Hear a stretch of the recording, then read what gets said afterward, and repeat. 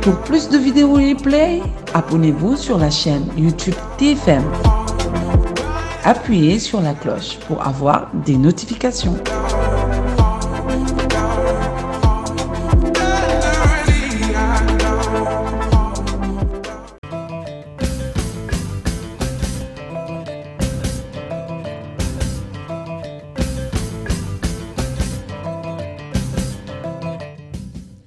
Télévision Futurs Médias mbokk yi ñoo ngi leen di nuyu di rafetlu bu baax a baax seen ànd ak suñuy programme fas leen yéen a yeggee xibaaru timis yi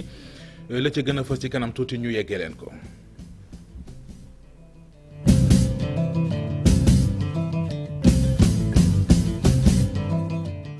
Administration pénitentiaire jël dogal ci ne ngir woppi coronavirus yi ak ni mu tëddee ci réew mi tax na li ko tàmbalee altine fukki fan ak juróom-ñett ci weeru janvier 2021 dañuy dakkal visite yi mu di ñi amee mbokk ci biir kaso bi dem di leen seeti loolee dañu koy dakkal ba jëmmi jamono ñi leen di yóbbul ak lekk mu di añ wala reer looleet nee nañu ci week-end bi rek la ñu koy maye mu di ci samedi bi ak ci dimanche ji ci yooyu la jamono woppi coronavirus ji ak tolluwaayam ci réew mi limub ña ci ñàkk seen bakkan romb na léegi juróomi téeméer mi ngi ci juróomi téeméer ak juróom benn li ko tax a yegg foofu mooy ci 24 heures yi ñu génn am na lu mat fukki doomi aadama yooyu ñàkk nañu seen bakkan ci woppi coronavirus ji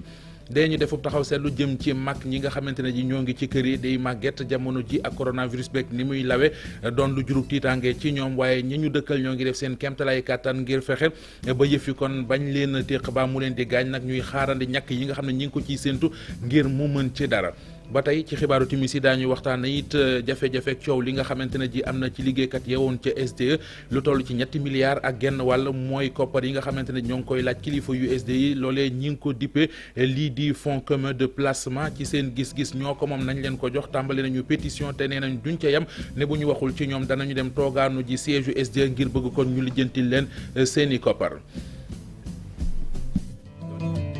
fës ci xibaar yi ci télévision Futurs Médias ngeen taaxeelu ñu faram fàcceel leen ko.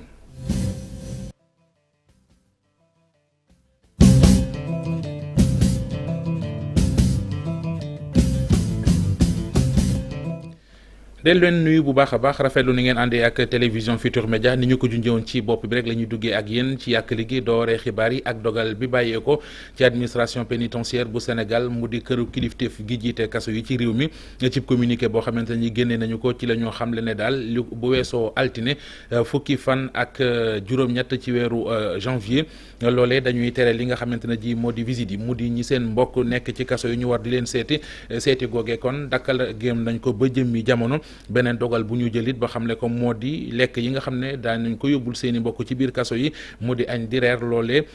samedi beeg dimanche bi rek la ñu koy maye li tax kon ñu jël dogal bu ni mel mooy woppi coronavirus ji ak ni mu lawee ci réew mi la ñuy bañ kon mu dugg ci biir kaso yi baag mu fay indi li nga xamante ne ji moom moo di ay jafe-jafe. beneenub dogal bàyyeekoo ci kilifa yu diwaanu Tëngéej mi ngi jëm ci li nga xamante ne ji moo di marché bu Tëngéej foofee jël nañu dogal ci ne daal dañu koy tëj bés bu yàlla sàkk dinañu ko ubbi 6 heures ci suba ba 5 heures ci ngoon loole diggante altine ak samedi lay doon dimanche bi dañuy tëj marché yi li waral tëj gi nag mooy ñu mën koo nettoyer mën koo toppatoo mën koo désinfecter loole tax ko ñu jël dogal bi ni ñu ko waxee mu di dogal bu bàyyeekoo ci kilifa yu diwaanu Tëngéej ji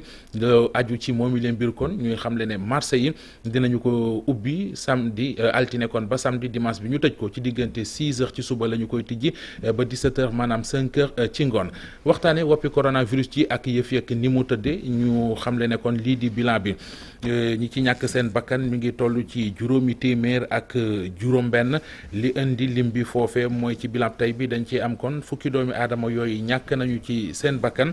lu ni mel ba tey ci bilan bi ñu gis ci lu toll ci ñaari téeméer ak fukk ak juróom-ñett cas coronavirus yu yees ci ñaari junni ak ñaar téeméer ak juróom-ñett fukk ak juróom-benn test yoo xamante ne ji def nañu ko.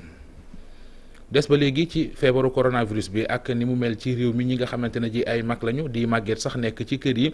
loolee ñu bari ci askan wi amuk tiitaange ci ñoom it ñuy jël seen matuwaay ñi ñu dëkkalit di leen taxaw bu baax a baax ci taxaw gi bokk na ci mesures yi nga xamante ne ji digle nañ ko ngir moytul lawal wopp ju ñu gën cee taxaw waaye it fexe ba daal seen bëgg-bëgg mën leen a aar li fekk ñuy xaarandi ñàkk yi nga xam ne ñi ngi leen di séentu ngir ñu mën a aar askan wi ci woppi coronavirus ji reportage Abdoulaye Diop Diafara Ba. benn famille bu mag fii ci Grand Yoff jigéen ji nekk ci ay yitteem mi ngi bàyyi xel ni mbas mi mag ñi la gën a yab. tiit nañu ci torop waaye nag nu daldi wii ci ndigal yi rek di moytum ndaje doo tàggoog sa masque foo tol fu mbooloo ne nga sori foofu loolu daal mooy sunu xalaat ndax ci mag ñi la gën a metti ndax mag moo làmb te yor na beneen feebar bu dul mbas mi te bu mbas mi ñëwee day gën a metti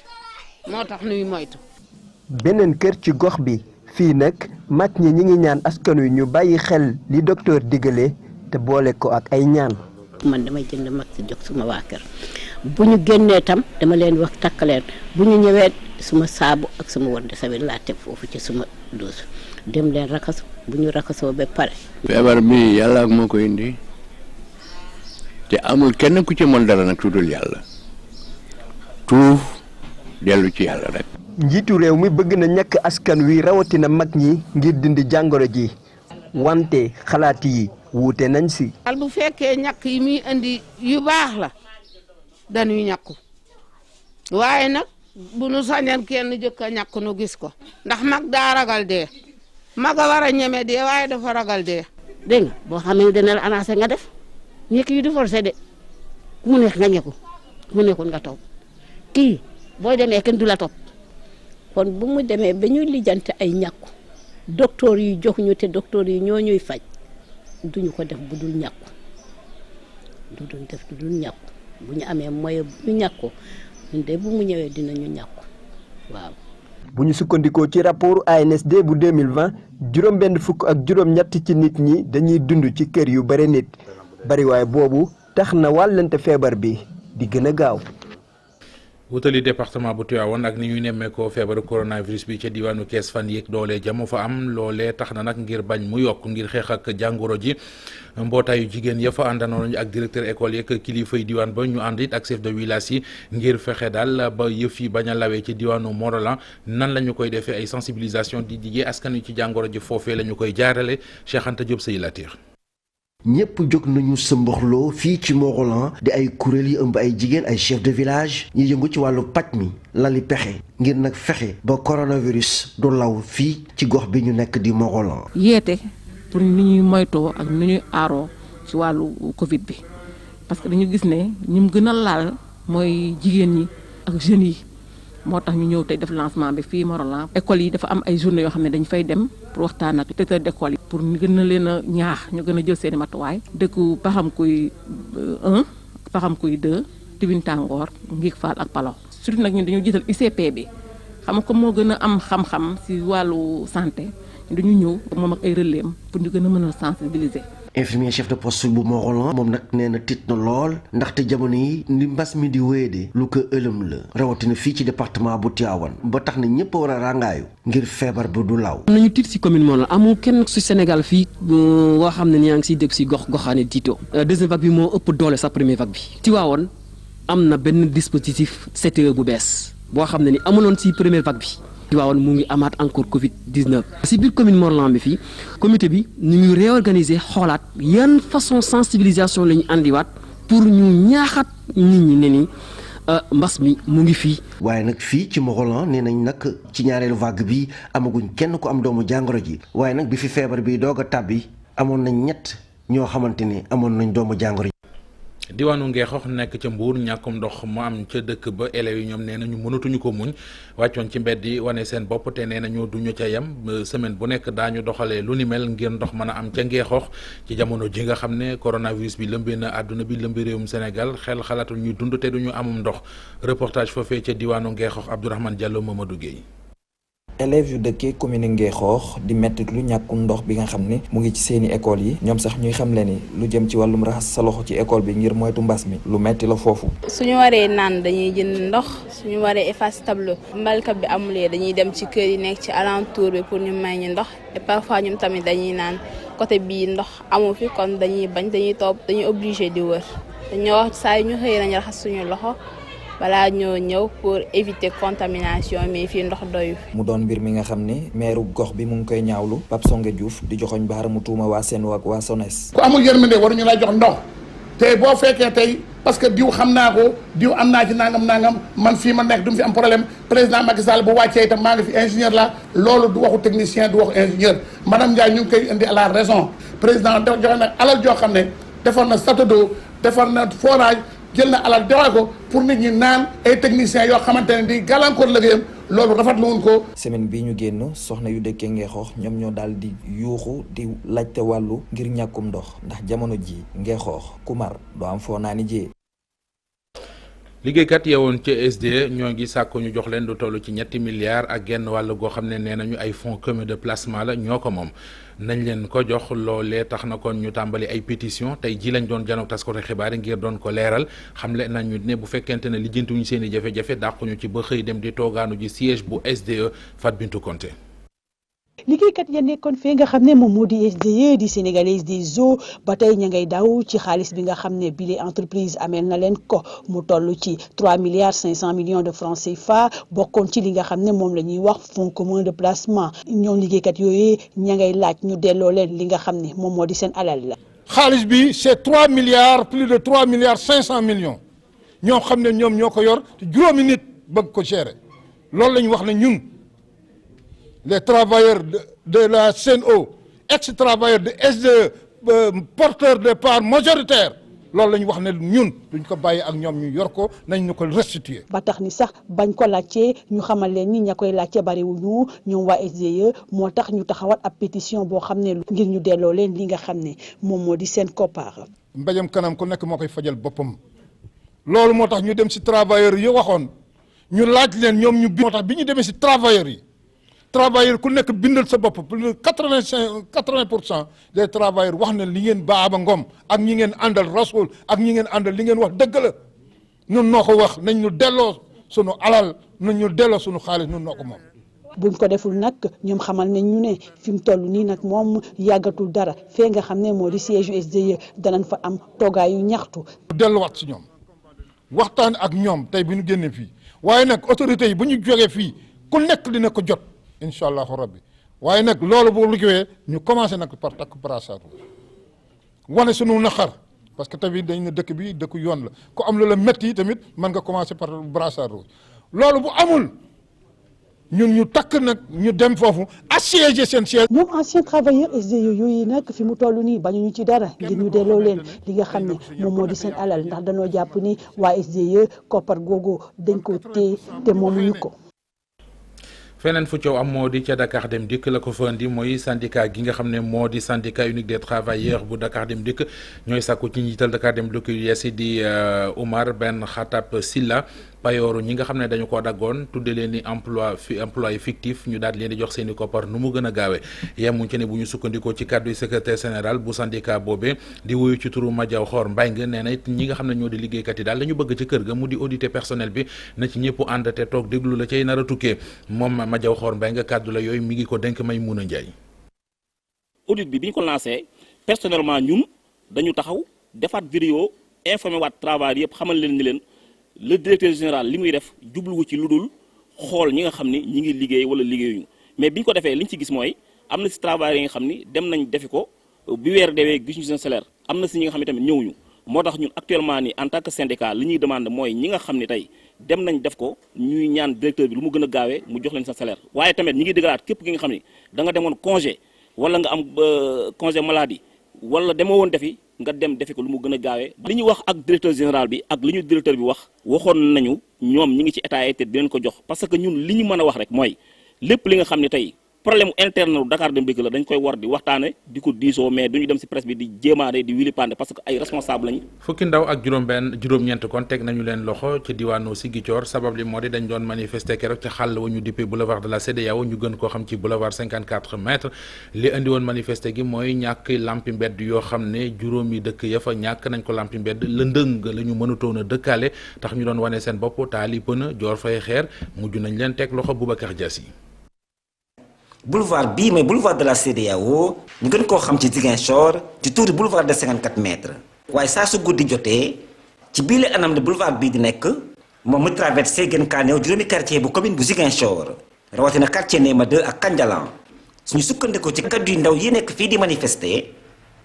ay accident yu bari la ñuy enregistré ci bii le boulevard mais léeg-léeg sax mu am ay doomu aadama yu si ñàkk seeni bakkan lu ne mel ne tax ñu génn ngir yëglu.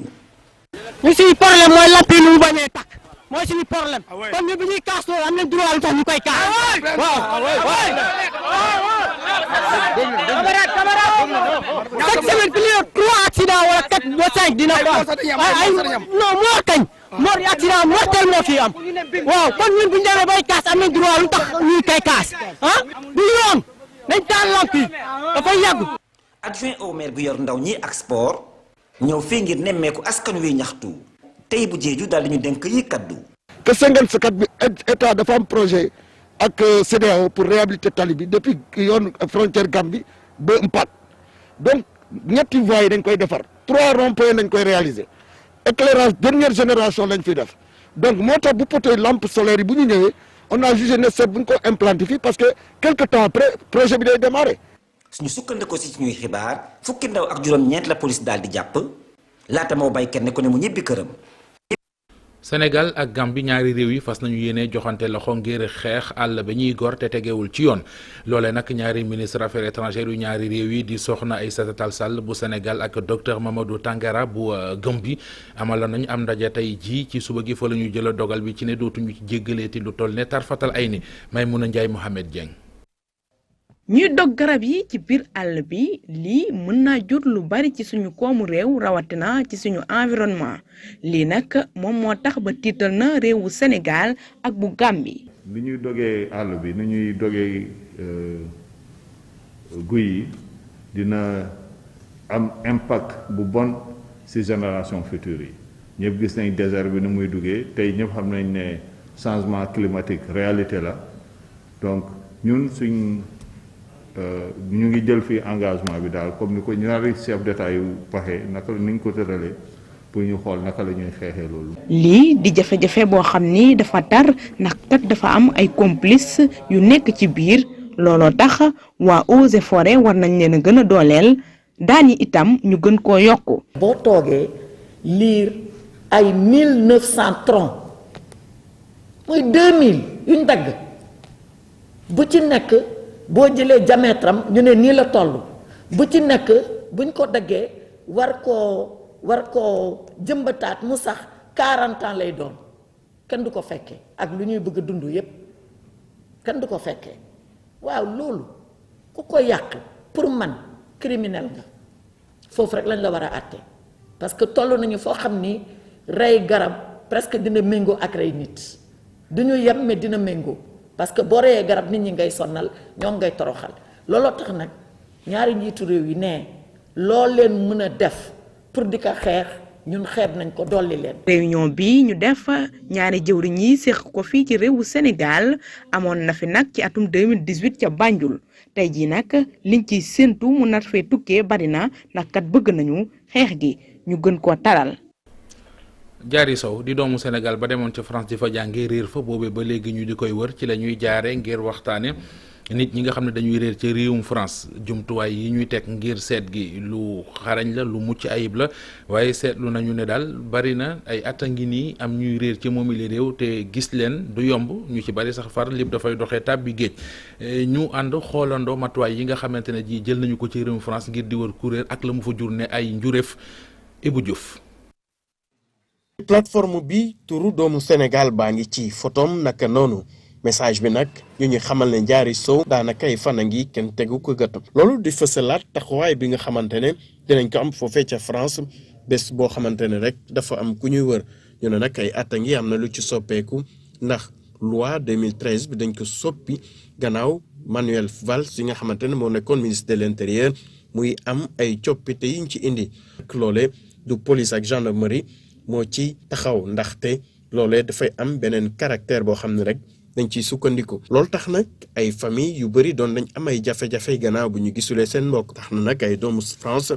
jogoon amal ay initiative luñ ci jublu rek mooy gunge ñooñee ca réew France dina am at bu nekk ñoo xamante ne rek dañ leen gisul ñooñee ñu ci bëri dañuy ñëwaat waaye dina am ñoo xamante ne kenn dootu leen gis ci loolu nguuru France am na ci ay jéego yoo xamante ne jël na ko jaarale ko ci loi boobee liñ ci jublu mooy fexe ba képp ko xamante ne sa doom dafa réer ñu am nu ciy taxawee bu fekkente ne tamit ki ñuy wër ay at gisuñu ko maanaam lu toll ci fukki weer ak ñaar ñi nga xamante ne rek ñooy gendarmerie dinañ leen faral di jox certificat de vaine recherche loolu du firndeel ne dañu dakkal seet bi waaye dañuy continuer liggéey bi ñu ne ab démarche administrative la buy may ñi nga xamante ne mooy ay mbokkam ñu am li ñu mën a taxawee ci leneen yi nag bu fekkente ne tamit ki ñuy seet yàlla dafa dogal ñu gis ko noonee dañuy sàkku ci kookee rek taxawaayam ndax bëgg na ay mbokkam xam ne mu ngi ci bérébu sàngam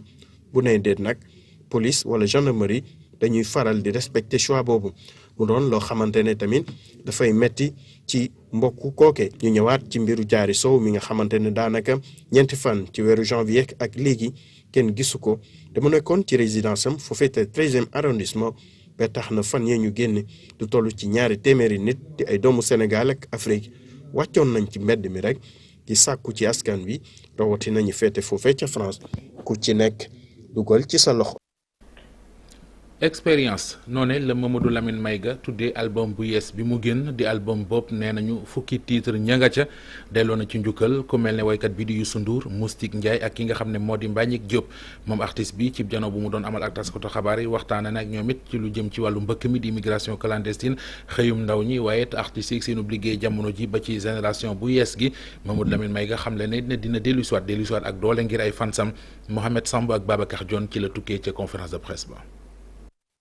benn album buy jaar ci dundu artiste bi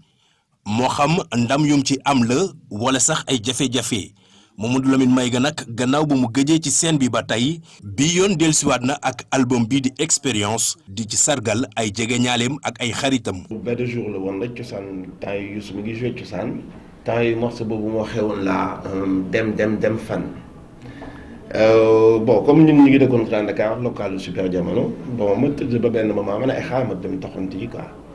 xam nga génn noonu tey ba rek gis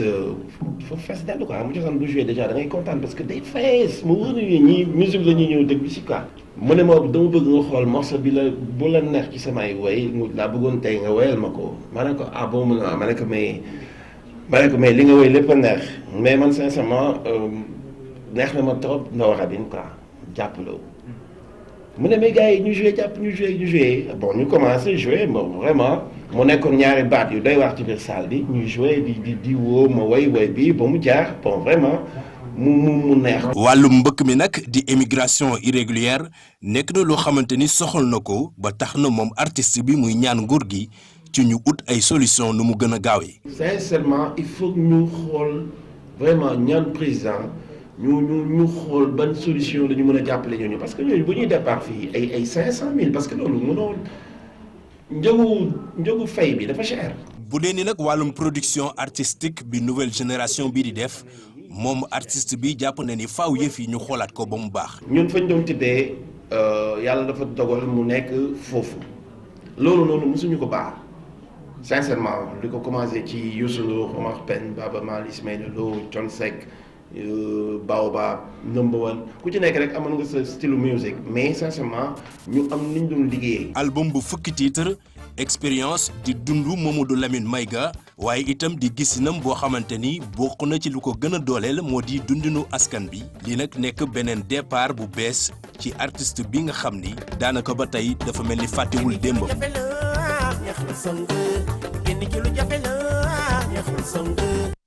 Mamadou Lamine Mayga.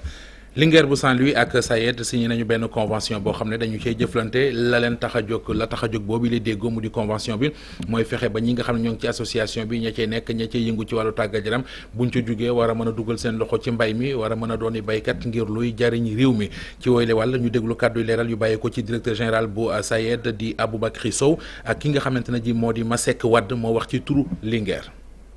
mooy football bi ak culture bi dañ ciy dugal koom-koom mooy économie. ci biir loolu Sayed nga xamee ne aussi ci koom-koom volet bi lay liggéey diwaanu dex bi ñu nekk fii ci Saint-Louis ñu gis ne bon nag loolu ñun ñaar ñooñu mun nañu lëkkaloo jéem a jàppante ci biir loolu nag mooy xale yi bu ñu nekkee ci biir Linguère ñu leen di former ñu mun football mais ñu jàng aussi mais aussi ñu xam aussi liggéeyu économie ndax ëllëg ci biir football moom mun nga ci nekk ba yenn at yi rek mais yàgg-yàgg da nga ciy génn. ñu nekk rek kuréel boo xam ni dañuy dajale ay xale ñuy tàggat ñuy tàggat yaram donc il faut que mu nekk kuréel boo xam ne aussi dana amal njëriñ ñi nga xam ni ñoo bokk ci kuréel bi mais dëkk bi tamit dana ko amal njëriñ ci wàllu koom-koom. aussi pour ñu mën ñu jàppale ci seen wàllu xam-xam bi ñu am ci wàllu mbay ci wàllu développement pour ñi nga xam ni ñoo bokk Linguère ak ñi football sax ëllëg ñu mën a am loo xam ni bu loolu wéyee daan ci jàpp. mbokk yi foofee kon lañ yem ak yéen ci xibaaru timis yi ci télévision Futurs Médias amoon mbégte mu rëy ànd